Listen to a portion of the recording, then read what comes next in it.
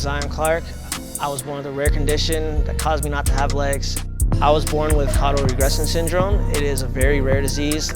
1 out of every 100,000 kids are born with it each year.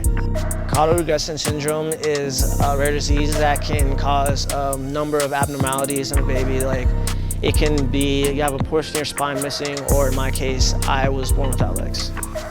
I lived most of my life through foster care up until about 16. He came into my life when the caseworkers had reached out to me and said that they needed a placement for a young fellow. They bring Zion to my home some weeks later. Then it came to a point to where I just knew he was mine, and I just was so in love with him. And I approached him one day on the couch and I said, Zion, I know that I'm not your biological mother. And I asked him if I could get to be his mom. He said, yes, I want you to be my mom. I was like, well, let's do this. Let's do it.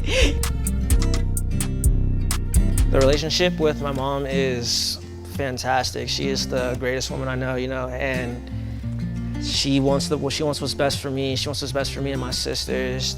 She never once was gonna give up on me. I mean, I was always a troubled kid during school, so I mean, any little thing would make me mad. I just got in trouble for punching lockers or just back talking to teachers, Well, people just, they'd make fun of me because I didn't have legs, so they think I couldn't do something, or they'd be talking to me saying I wouldn't do something, and in turn I'd do it and get in trouble. But then after a while, I just got tired of it, so I'd stop reacting and I'd just let them talk, and eventually they started leaving me alone.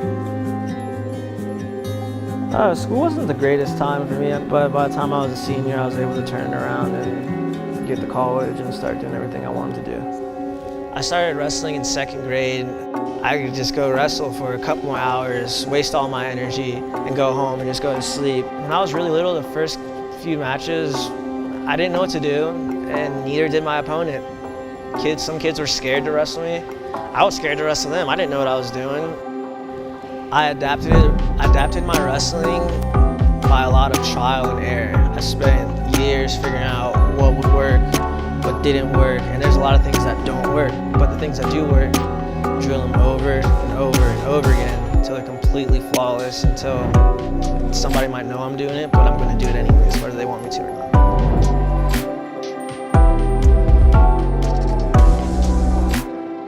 I am feeling great about a match. I train about twice a day, every single day, about 6 days a week. And it's an everyday thing, it's a grind, it's a lifestyle. Zion was a very special athlete because he had perseverance, and his determination was second to none. It was very easy for me to coach him with qualities like that. Very good takedown. Let's go, let's go, let's go. Let's get the breakdown.